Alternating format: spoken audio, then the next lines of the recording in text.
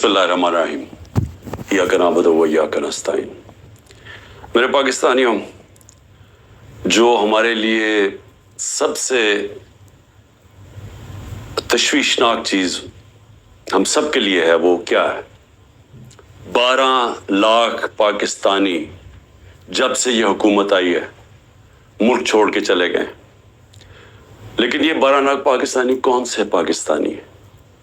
ये वो पाकिस्तानी हैं जिनको दुनिया तैयार है अपने मुल्कों में लेने के लिए। यूरोप, अमेरिका, कनाडा, इस तरह के मुल्क ये तैयार है उनको लेने के लिए, क्योंकि प्रोफेशनल्स हैं। ये वो लोग हैं जिनकी डिमांड है दुनिया से बाहर, ये कहीं भी जा सकते हैं। और ये क्योंकि ये प्रोफेशनल्स हैं, इनकी कोई डॉक्टर्स हैं, कोई आप लिस्ट है पूरी, कोई इंजीनियर्स हैं, यानी वो लोग जो एक माशरे को आगे बढ़ाते हैं, जो एक माशरे की तरक्की के अंदर पूरा हिस्सा लेते हैं, वो लोग हैं जिनको इस मुल्क की बहुत जरूरत थी। अब वो छोड़ के चले गए।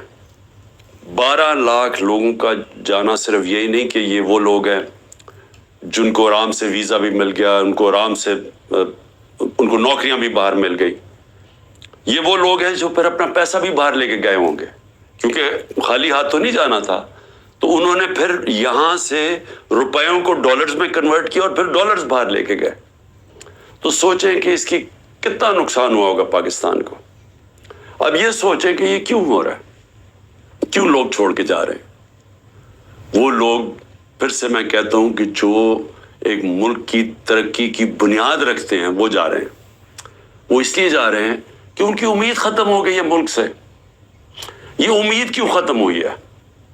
ये उम्मीद इसलिए खत्म हुई है कि जो 30 साल से इस मुल्क को तबाही के अंदर जिनका पूरा हाथ था, जो चोरी कर करके मुल्क का पैसा मनी लॉन्डर करके बाहर लेके जा रहे थे, जिनके ऊपर करप्शन के केसेस के ऊपर किताबें लिखी हुई थी, जिनकी दुनिया के बाहर इनके ऊपर डॉक्यूमेंट्रीज, 2 BBC की डॉक्यूमेंट्रीज बनी थी, जिनके ऊपर बाहर के अखबारों के अंदर इनकी चोरी का लिखा हुआ था। और किताबें 3-4 किताबें हैं जो लिखी गई, जिसमें कैपिटलिज्म एक्यूलीज हील, एक रेमंड बेकर की किताब, उसके अंदर लिखा हुआ है कि इनके जो पहले दौर में 90 की दिहाई में इन्होंने कितना पैसा चोरी किया था और मुल्क से बाहर लेके गए थे।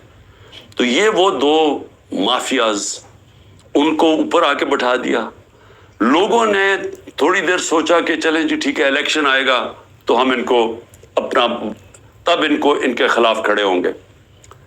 फिर जब उन्होंने देखा कि पॉलिटिकल इंजीनियरिंग हो रही है यहाँ, और जो मुल्क की एस्टेब्लिशमेंट इनके साथ खड़ी हो गई है, असल मायूसी तब हुई है कि वो लोग जो ये समझते थे कि इस मुल्क की एस्टेब्लिशमेंट चले जैसी भी है, उसने गलतियां की होगी, मार्शल लॉ लगे होंगे, लेकिन वो मुल्क का सोचती है, क्योंकि उनका जीना मरना पाकिस्तान में, उनके इंटरेस्ट पाकिस्तान में।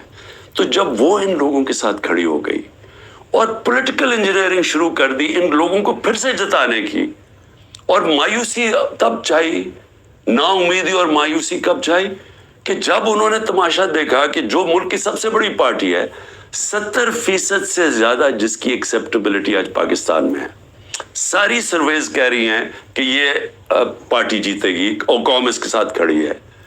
37 में से 30 बाय इलेक्शन ये जीत जाती है पार्टी, इसके बावजूद कि एस्टेब्लिशमेंट इनके साथ खड़ी होती है, उसके बावजूद अवाम बता देती है कि वो क्या चाहती है। जब वो देखते हैं कि उस पार्टी को क्रश करने की कोशिश की जा रही है, उसके ऊपर हर हरबा इस्तेमाल किया जा रहा है, पूरा 9 मई का ड्रामा जो इंशाल्लाह मुझे कभी भी मौका मिला मैं साबित करूंगा कि वो सारा ड्रामा किया गया था PTI को क्रश करने का। उसका कोई मकसद ये नहीं था कि उन्होंने कोई गद्दार पकड़ने थे। यानी ये खैर अब तो हमारे पास एविडेंस भी आ गई है, वो जब मौका मिले तो हम बताएंगे कि कैसे प्री प्लान करके और फिर एक ट्रैप करने की कोशिश की गई है पार्टी को, और फिर वर्कर, सारे हजारों वर्कर अंदर डाल दिए, सीनियर लीडरशिप अंदर डाल दी। फिर वो जो बाहर निकलता था सिर्फ कि मैं जी पार्टी छोड़ रहा हूं तो वो बाहर निकल सकता है। और फिर ये बताया गया कि ये फौज के खिलाफ है, यानी तहरीक इंसाफ फौज के खिलाफ है। कौन अपनी फौज के खिलाफ होगा? अच्छा, और कौन अपनी फौज के ऊपर हमला करेगा? कोई जीत सकता है अपनी फौज के ऊपर हमला करके? کیا وہ نہتے لوگ اور وہ جو عورتیں ہیں جو ابھی بھی پکڑی ہوئی ہیں عورتیں، کیا ان کے ذریعے ہم نے حملہ کرنا تھا فوج کے اوپر؟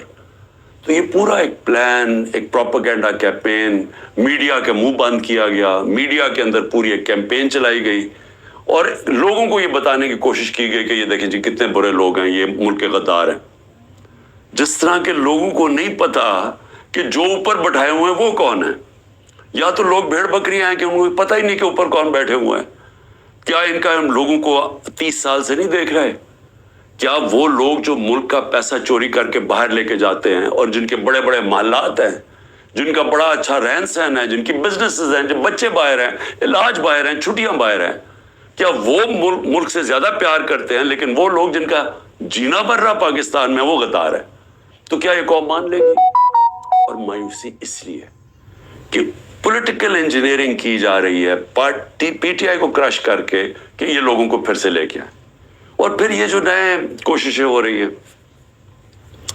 کہ جی نئی پارٹیز بنائی جا رہی ہیں اور پی ٹی آئی کے لوگوں کو ادھر دھکیلا جا رہا ہے، کیونکہ انہیں یہ پتا ہے کہ پی ٹی آئی کے لوگوں نے ان دونوں پارٹیز کو تو پاس جانا نہیں، کیونکہ سب کو پتا ہے ان کا ووٹ بینک ہی نہیں ہے. تو پھر پی ٹی آئی کا کوئی جی یہ جو آج نئی بھی پارٹی بنی ہے اور پھر اس سے پہلے بھی کہ پی ٹی آئی لوگوں کو وہاں دھکیلا جائے. اب میں صرف مجھے حیرت ہوتی ہے کہ جو بھی یہ پلاننگ کر رہے ہیں، جو بھی یہ سوچ ہے اس کے پیچھے، کوئی ان کو تو کوئی ان کا احتساب ہوگا کہ یہ کر کے رہے ہیں ملک کے ساتھ. کیا ان میں عقل ہے، سیاست کی سمجھ ہے، کیا ملک کی تاریخ کی سمجھ ہے، کیا ان کے پاس تعلیم ہے؟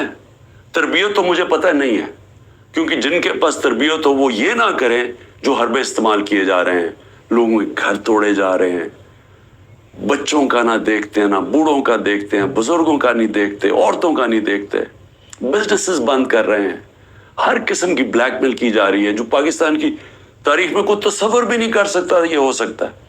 کسی پاکستان کی پولیٹیکل پارٹی کے ساتھ آج تک وہ نہیں ہوا جو آج ہمارے ساتھ کیا جا رہا ہے. اور ان لوگوں کو دھکیلا جا رہا ہے بلیک میل کر کے کہ وہ اس پارٹی میں چلے جاؤ اور اس پارٹی میں چلے جاؤ. اور لوگوں کی شکلیں دیکھیں جو جا رہے ہیں ان پارٹیز میں، وہ ایسے لگ رہا ہے کہ جیسے لوگوں کو دھکیل رہے ہیں پھانسی دینے کے لیے، یعنی وہ اپنی خودکشی کرنے جا رہے ہیں. یہ ایسے لگ رہا ہے، وہ خوشی سے نہیں جا رہے.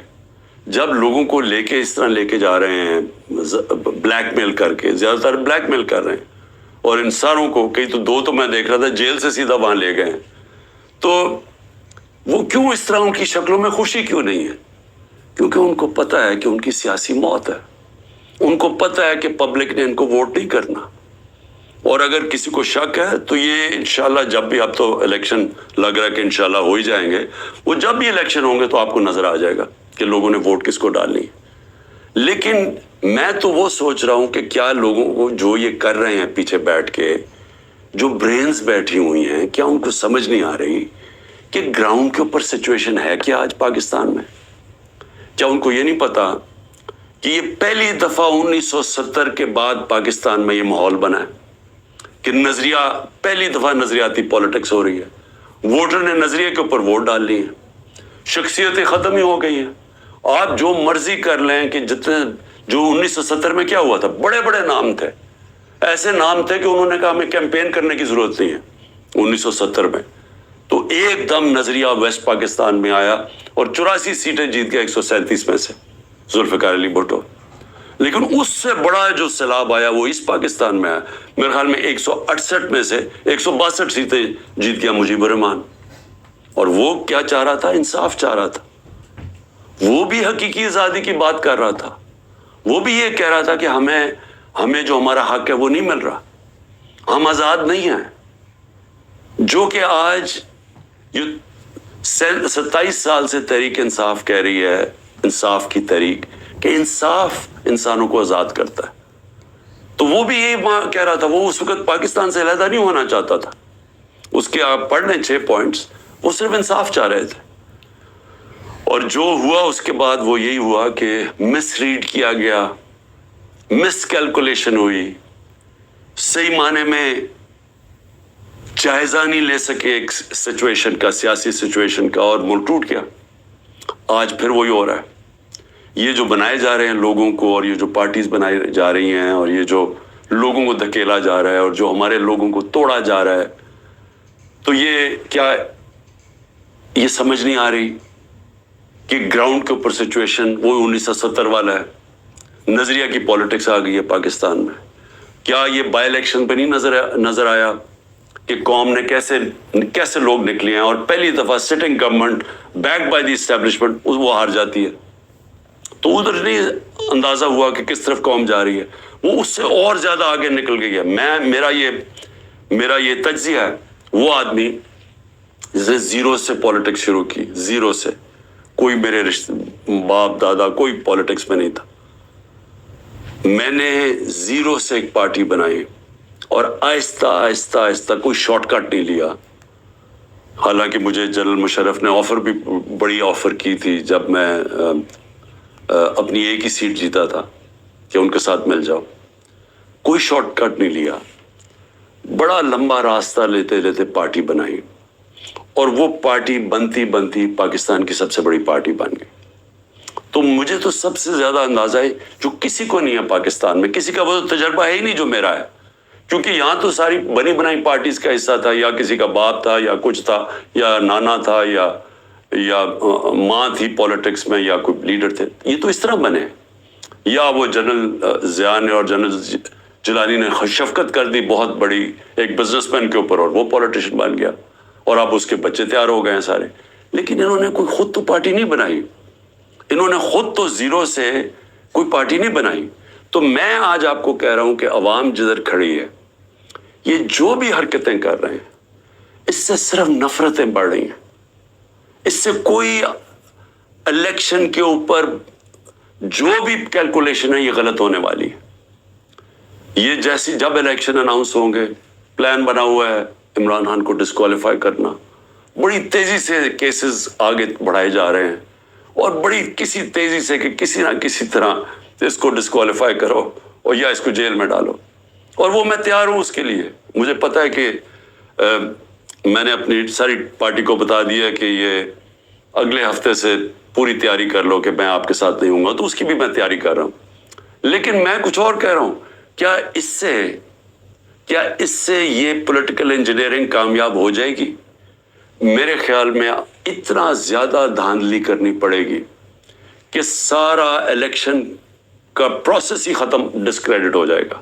جس طرح وہ سندھ میں الیکشن کرواتا ہے وہ زرداری، وہ الیکشن تو ہوتا ہی نہیں ہے.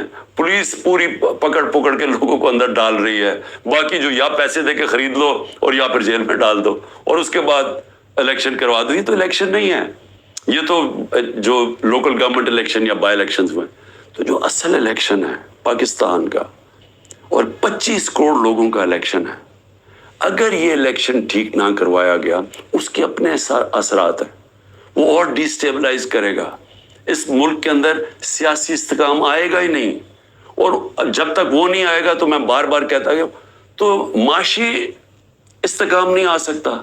تو ہم تو اور ڈوبتے جائیں گے. جو قرضوں کے اندر ہم ڈوبتے جا رہے ہیں، آمدنی سکڑتی جا رہی ہے، قرضے بڑھتے جا رہے ہیں، قیمتیں بڑھتی جا رہی ہیں، لوگ غربت کی لکیر سے نیچے جا رہے ہیں، بے روزگاری بڑھتی جا رہی ہے.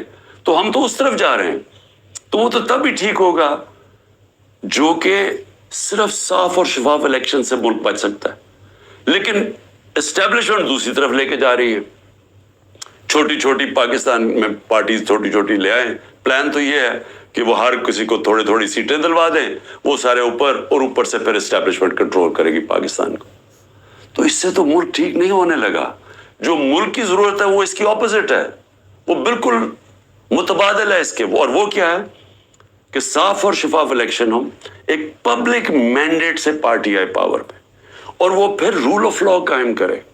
لیکن جو لوگ چھوڑ کے جا رہے ہیں وہ جنگل کے قانون سے بھاگ رہے ہیں. تو جب وہ دیکھتے ہیں کسی کے گھر میں بھی توڑ کے گھس جاؤ، بیوی بچوں کو پکڑ لو، رشتہ داروں کو پکڑ لو، بزنسز بند کر دو، تو خوف آ رہا ہے لوگوں کو. پہلے تو کبھی ایسے سنتے ہی نہیں تھے. نہیں تو بیچارے غریب لوگوں سے ایسے ہوتا تھا نا. یہ میں اپنی پارٹی کو پہلی دفعہ میں اپنی پارٹی کو کہتا ہوں، جو ہمارے سے ہو رہا ہے یہاں کمزور سے ہمیشہ ہوتا رہا پاکستان میں، جب طاقتور کے سامنے کھڑا ہوتا ہے. اور اس لیے ملک آگے نہیں بڑھ سکتا، کیونکہ اس ملک کے اندر انصاف ہی نہیں ہے. تو یہ تو انصاف کی ساری حدیں توڑ دی ہیں. یہ تو وہ نظام آ گیا جو کہ ہم کوئی تصور ہی نہیں کر سکتا تھا کہ پاکستان یا دنیا کی کسی جمہوریت میں آئے. تو جب اس طرح کے حالات ہیں تو لوگوں کی نا امیدی تو بڑھنی ہے, مایوسی تو بڑھنی ہے, لوگوں نے تو جانا ہے چھوڑ کے. اس لیے میں آخر میں یہ کہنا چاہتا ہوں کہ یہ جو ایکسپیریمنٹس کر رہے ہیں یہ پہلے فیل ہو چکے ہیں, اور اس ملک کے اندر جو 90 کی دہائی کی سیاست تھی وہ ختم ہو چکی ہے. جو جنرل مشرف نے کاف لیگ بنائی تھی وہ دن چلے گئے ہیں. یہ دوسرا دور آ گیا, اور اس دور کے اندر سب سے ایک ہی راستہ ہے کہ صاف اور شفاف الیکشن کروائیں اور اس ملک کے اندر اسٹیبلٹی لے کے آئیں, ایک سیاسی استحکام آئے, اور اس کے بعد پھر معیشت کو ٹھیک کریں اور ملک کے اندر وہ ریفارمز کریں. اس ریفارمز کے بغیر پاکستان اس دلدل سے اب نہیں نکل سکتا. پاکستان کو سرجری چاہیے. اس ملک کو اب ہم وہاں پہنچ گئے ہیں کہ اگر ہم نے اپنے سارا گورننس سسٹم نہ چینج کیا, ہم نے سارا انصاف کا نظام نہ ٹھیک کیا, ہم نے جو ہمارے گورنمنٹ کارپوریشنز ہیں جو جس طرح وہ اس وقت بوجھ بنے ہوئے ہیں, ہم نے کیسے جب تک نچلی سطح کے لوگوں کے اوپر اب ان کی مدد کرنے کے لیے پروگرامز نہ بنائے تاکہ ان کو ہم سہارا دیں, کیونکہ اب جو مہنگائی آ گئی ہے لوگ کیسے گزارا کر سکتے ہیں. اور جو ہم نے ہیلتھ کارڈ لے کے آئے تھے, سوچیں کہ پہلے ہی گزارا نہیں ہو رہا تو اگر بیماری ہوگی گھر میں تو اگر آپ ہیلتھ کارڈ ہی لے جائیں گے, ہیلتھ انشورنس, وہ کیسے گزارا کریں گے. تو کیسے ہم نے نچلی سطح کے لوگوں کو اب پروٹیکٹ کرنا ہے, ان کو کیسے ان کو ہم نے معاشی طور پہ ان کی حفاظت کرنی ہے ٹارگیٹڈ سبسڈی سے, کیسے ہم نے اپنے ملک کے اندر ڈالرز کی انٹیک بڑھانی ہے, وہ کون کون سے قدم ہیں, کیسے ہم نے خرچے کم کرنے ہیں, کیسے ہم نے اپنا گورننس سسٹم ایسا کرنا ہے کہ باہر سے انویسٹر پاکستان آ سکیں, کیسے ان کو اعتماد دینا ہے اپنے رول آف لا پہ کہ ہمارے یہاں اس ملک کے اندر آپ اگر اپنی سرمایہ کاری کریں گے تو ہم اس کی حفاظت, ہمارا قانون اس کی حفاظت کرے گا, لیول پلینگ فیلڈ دے گا, وہ کنڈیشنز دے گا کہ جب اب مثلا چائنا سے جب انڈسٹری ہم چاہتے تھے کہ پاکستان آئے, تو میری جب پریمیئر لی سے ان کے بات ہوئی تو انہوں نے مجھے کیا کہا, انہوں نے کہا دیکھیں مسئلہ یہ ہے کہ پاکستان میں ہمارے سارے انڈسٹریز کہتے ہیں کہ ٹائم بہت لگتا ہے, یہاں کام ہی نہیں ہوتا آپ کی, بڑا سلو ہے آپ کا سسٹم. جبکہ وہ ویتنام جاتے ہیں, اور وہ بنگلہ دیش کی بھی بات کر رہا تھا کہ وہاں بڑی جلدی ان کا کام ہو جاتا ہے انویسٹر کے لیے. تو ایک انویسٹر کے پاس ٹائم نہیں ہوتا. تو یہ ہمیں ساری اصلاحات کرنی پڑے گی, اور اس کے لیے سب سے بڑی ضرورت ہے کہ صاف اور شفاف الیکشن سے ایک مضبوط, ایک سٹیبل حکومت آئے. سٹیبلٹی اب صرف ایک طرح ہی آئے گی, صاف اور شفاف الیکشن, اور یہ پولیٹیکل انجینئرنگ کو مسترد کیا جائے. پاکستان زندہ باد.